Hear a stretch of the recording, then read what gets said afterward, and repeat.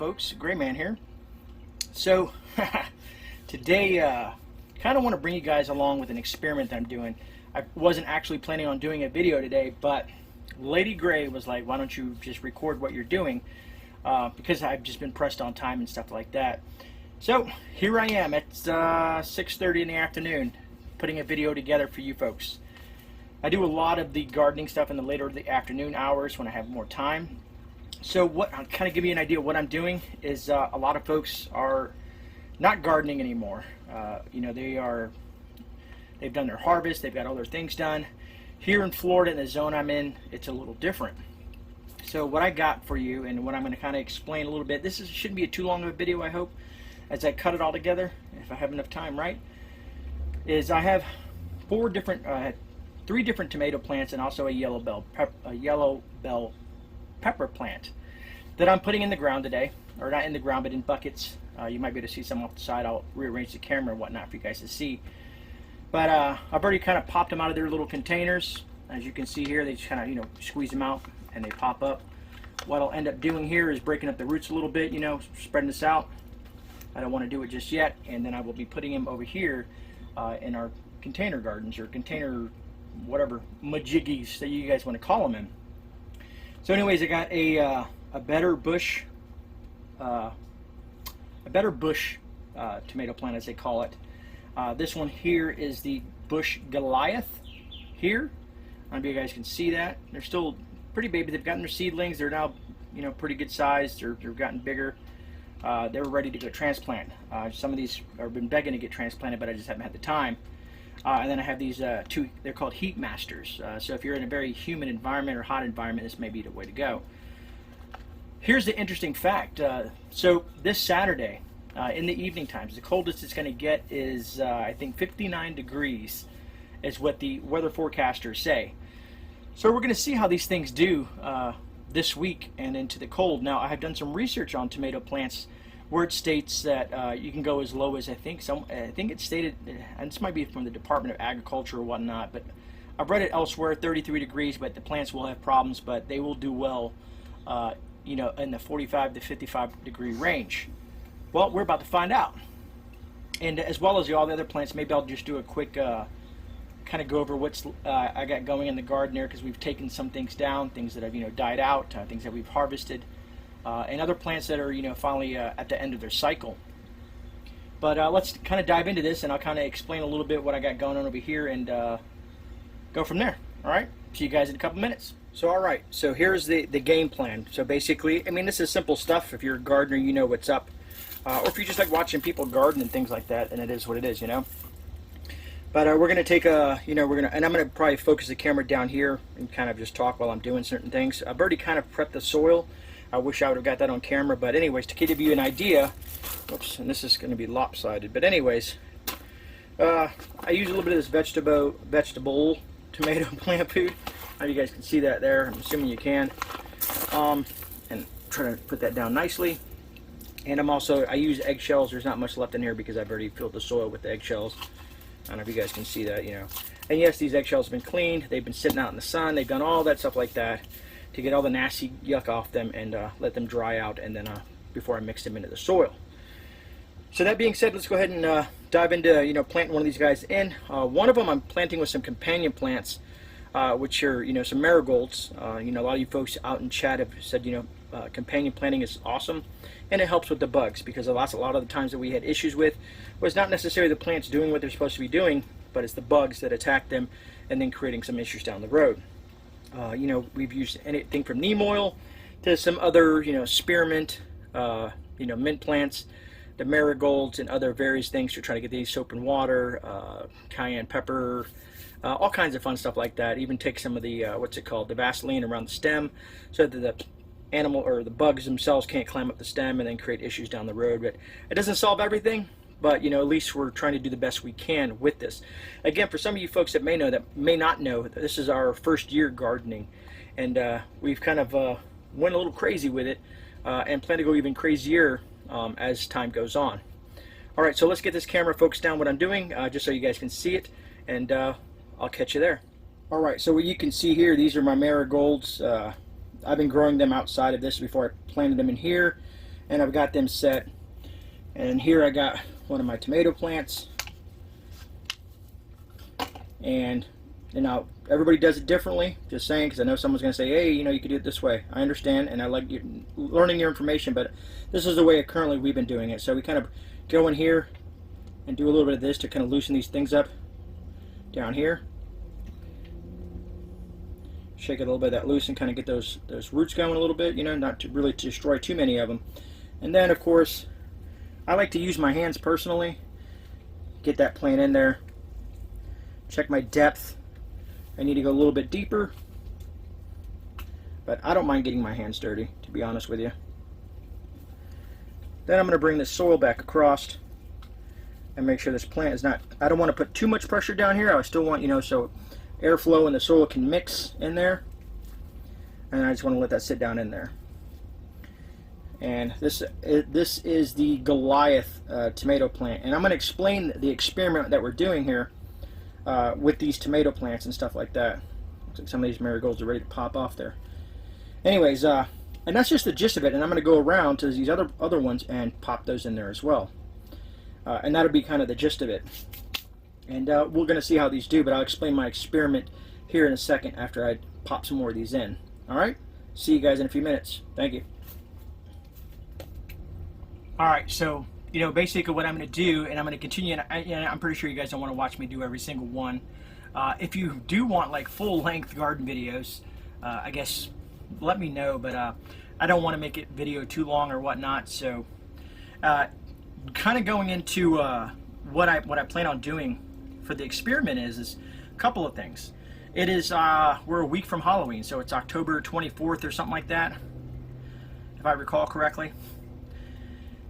We're putting in tomato plants late October, so we'll probably get some cold temperatures. Florida will fluctuate. Like I said, it's supposed to be a low of 59 degrees, and I'm pretty sure some of you folks are out there like, Gray, it's like going to be like low 18 or low negative this where I'm at. Understandable. But this is what I'm doing here in October, and I would do maybe a weekly or bi-weekly update on these plants specifically, outside of what else all the other things that I have growing out there right now. But I figured some of you guys still like to watch some sort of garden videos even through the winter months. Being here, like I said, in Florida, usually we don't get low. It's very rare that we get it down past, I don't know, let's say, we don't get to freezing. It's usually maybe 38, 40-ish, but the 40s are, for me, are awesome. I like them. I'm a big dude, and I like cool weather. But anyways, so the experiment is going to be is to see how these plants do as the temperatures drop down. Now, what I'm hoping to get a little bit out of this is with the cold weather, maybe I won't have to deal with some of the pests that I deal with usually during the summer. You know, the summer heat, I have to deal with the humidity. It ran havoc on some of the plants that we had this year, you know what I mean? And get this little guy in here. I need to go a little deeper with that. But I love digging in this dirt, man. It makes me, I enjoy the hell out of it, I tell you that, man. And then to grow your own food is awesome. And a lot of us people in the preparedness community know that, you know what I mean? To have the option of growing your own food is like this really cool thing that when you go to your garden, you go and pick some peppers or some tomatoes or eggplants or watermelons or cucumbers or beans or whatever you happen to be growing. I feel gratification to know that I grew this and I know where it came from and what was used to grow these plants and all that stuff like that, other than going to the grocery store. Plus, it's a great learning environment for people who are new to gardening to learn how to deal with, let's say, blight and bugs and heat and different weather patterns, too much water, not enough water, and so on and so forth. I tell you one thing, I've learned a tremendous amount of things from the community. Speaking of the community, we will have, let me move this to the side. That one is good to go. Let's put the bell pepper plant in this guy here. In regards to the community, I will have a guest on Thursday night. I will keep that a little secret till Wednesday possibly. Tuesday night, we're going to talk about some interesting things that's happened to my business partner personally. Wait for the airplane to pass. I don't know, maybe you guys can't hear that as loud as I can. But yeah, so we're going to talk about some serious stuff that happened to him. in regards to ammunition, hacking, websites. It's crazy, and it was like a domino effect, but I don't want to give too much away. So Tuesday night, we're probably going to be having this topic of things that you guys might need to be watch out for, because what happened to my business partner was absolutely insane, and it failed all the way around. It failed from point A to point B, C, D, and E, and he had no clue for almost 8 months. And wait till I tell you what happened. So tune in Tuesday night at 9 p.m. Eastern Standard Time, which is tomorrow, for a very intriguing live stream, something that happened to someone that was close to me. All right, so let's get this this yellow bell pepper together here. There we go, sweetie. I don't know, I like to talk to the plants. I feel like they're part of me, part of us, you know, because they're going to produce stuff that we're going to consume, so they are helping us sustain our lives. And that's the way I look at plants. They are now a part of the Grey family. And I got some other peppers. I have, what do I got out there? I got some red bells, some green bells, and you guys have probably seen some of the other ones. I know I got some other tomato plants out there that are just producing fruit right now. I got some jalapenos, or not jalapenos, sweet peppers. Those are really good. The banana peppers, got those growing. A couple iterations of them. Some of them are giant, some of them are, you know, regular size. But yeah, I think I don't know. I just enjoy this stuff, man, and I hope to do it all year long, and then keep you guys updated as I do this and watch these plants grow, fruit, and then harvest. Maybe we'll harvest some in December or January when it's ice cold everywhere else. I think that'd be kind of cool to see. You know, because a lot of gardening things will fall off, unless, depending on if you watch certain channels that are in the good climate zones where they can grow consistently. And I know some people will grow indoors as well, and I've pondered that idea of trying to do an indoor project, but I haven't decided to do what I'm going to do yet. But yeah, man, I think this is going to be a lot of fun, and if you guys want, I will do I'm going to finish up a couple of ones that I got here. I got these 2 more tomato plants to put in, and what we'll do is I'll take you just a quick I guess look at what I still have growing currently, and we'll move on from there. So I'll see you guys just in a bit. All right. All right, so here is the garden. A lot of you guys have seen this in the past. You've been watching me do my garden videos throughout the year. We have made some different alterations, like with this little path here. These are movable so that I can mow the lawn and stuff like that, but it helps us to get to these plants around here. Back there, that's our little bean section, like, you know, some, I forget what she calls them, long beans or something. The wife memorizes everything. I don't. So these plants here, these are some of the older plants that we're going to be pulling. They're pretty much done.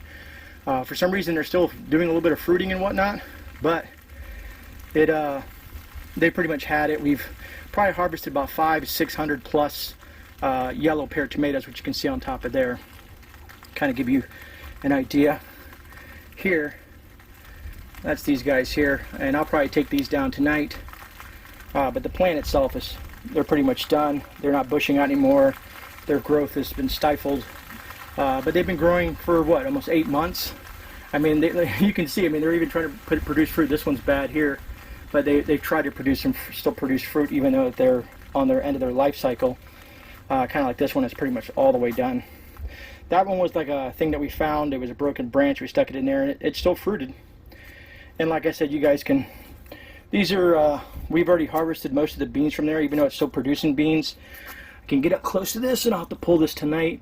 But these are some of the beans that are on here. I probably got beans all over the place. Beans, beans, more beans. So I'll have to pull all these tonight. And I forgot what she called that one back there, but it was a different type of bean. Over there to that monster there, that is the Cuban oregano. It is massive.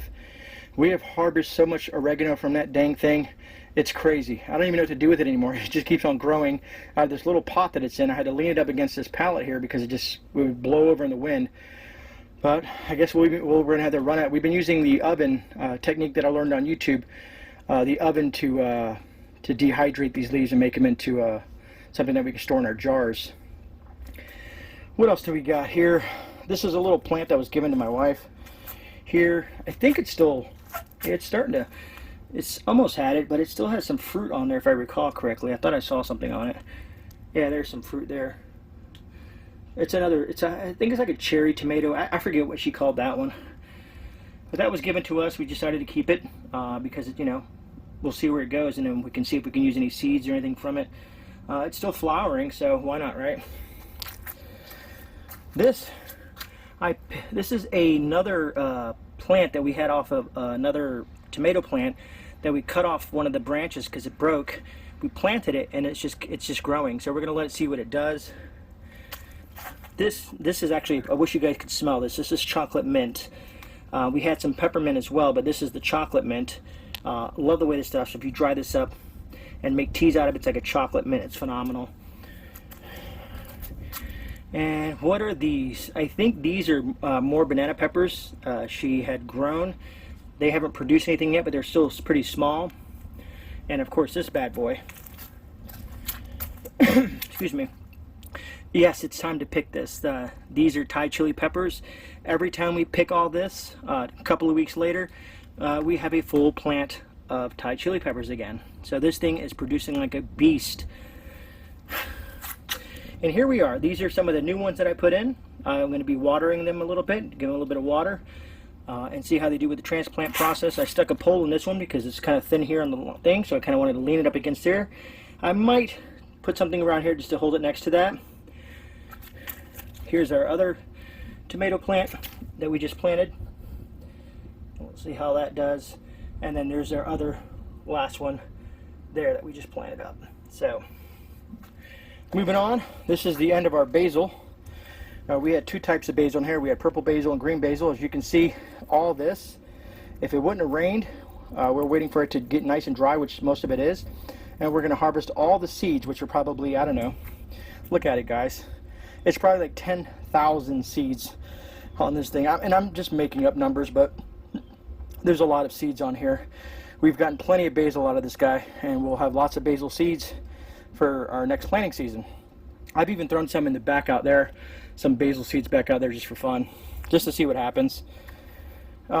This is our yellow bell pepper, the one I just transplanted over from its little plant to its new home. This here is our green pepper down in here. I picked 3 green peppers earlier from this thing. We got one left. I want to give it a little bit longer. Moving over here, this is your red bell. This one hasn't changed yet. It's still growing. This one is pretty much just about ready to peck. Look at that beautiful color. Look at that beautiful guy right there. Love it. Amazing. I just love to watch him turn and get this beautiful shade of red. But that's a red bell pepper there. So we have red, green, and now a yellow bell pepper there. These are some of our other tomato plants that we started growing about, I don't know, 2 months ago. Maybe no less than that, maybe somewhere around the 2-month mark. Month and a half, 2 months. They're still doing well. They're still producing fruit. And same plant over here with the tomatoes. And we'll see where it goes. And here we're going to start getting into more of our banana peppers. It looks like we got some to pick here soon. I might let them grow a little bit longer. But these are the regular sized banana peppers. That's the poor blackberry bush. It's trying. It's come back and died, but it's probably, I don't know, I'm going to work on that there. And then of course you guys know I got this huge banana plant. It is a dwarf banana plant, but as you can see, it sprouted up 3 little guys there to carry on its life, because when this thing fruits, this whole thing will die. I'm trying to go back up a little bit. This whole thing will die here, and then we'll use those for the following grow season. It does it on itself. I don't know how to explain that, but maybe you guys can get the gist of it. Moving on over, some more marigolds down there. Now this is the beast. This thing I just picked last night. This creates those giant sweet banana peppers. I don't think there's anything on there just right now, because I think I grabbed them all. Looking to make sure, because you never know. Sometimes they're hiding in there. It looks like we got some flowers coming up there. Probably not going to focus on that, but maybe if I get close enough. Those are some flowers, so that'll eventually turn into some banana peppers most likely. This is our experimental carrot section. It's not doing the best, but hey, it is what it is. These guys, and people are going to think I'm crazy, but these are queen, I think they're called queen, or the giant queen sunflowers. Paired up with some marigolds just for fun, give it some, you know, some color and stuff. Probably need to fix this here, give it some more stability. But yeah, these are tall. They probably come up to my waist, to be honest with you. Pretty tall. And it'll be pretty cool to see if those things actually sprout even in this weather. Ironically enough, we had another test over here. Believe it or not, this is broccoli. It died like 5 times. And well, that's just water. I thought it was bugs for a second, but this is just broccoli. It died so many times and came back, so we're just letting it do what it wants to do, and have fun with it, you know what I mean? Experimentation is key, at least for me, or us. She doesn't like to let me leave her out. The last of our rosemary, I've harvested most of our rosemary. I'm going to let that go a little bit more, and over there, what does she call it? I think that's the, God, what is it called? Bok choy, and I showed you guys that when it was in full bloom. That was the bok choy. And over here she's playing with an idea of, what is this? I think it's like cantaloupe. I don't know. She's doing something over here with that. And then we have some more projects in here. And other than that, that's the room. There's my tripod. Yay, yay. But I think that's it, guys. I think, matter of fact, that was an experimental of corn. She was playing with that. It's still alive, but who knows what's going to happen with that. But the garden's changing. Still growing. It is changing, but that's how the cookie crumbles. You know what I mean? Things change and you keep on learning. And that's kind of the gist of it, folks. Other than that, you know, I hope you enjoyed this little quick, hopefully it's a quick video. I don't even know until I edit it.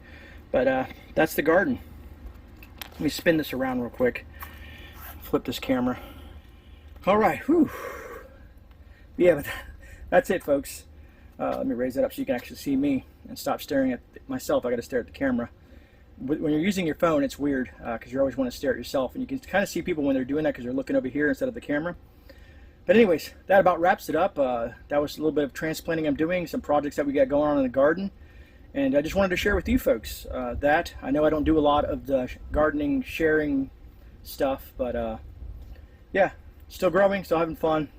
But other than that, this is GreyMan. I'm out. I'll see you guys on the rebound. But I do want to show you the sky on the way out. All right? So I'll see you guys tomorrow night at 9 p.m.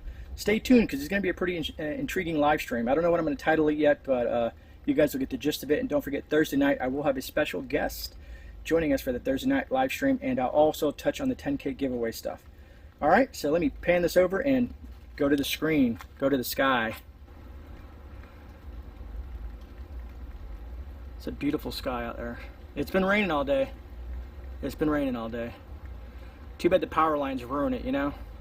Just a little hint of that sunlight over there. But yeah, nature's beauty. All right, folks. You folks have a blessed day, and I'll see you tomorrow night. Take care. GreyMan out.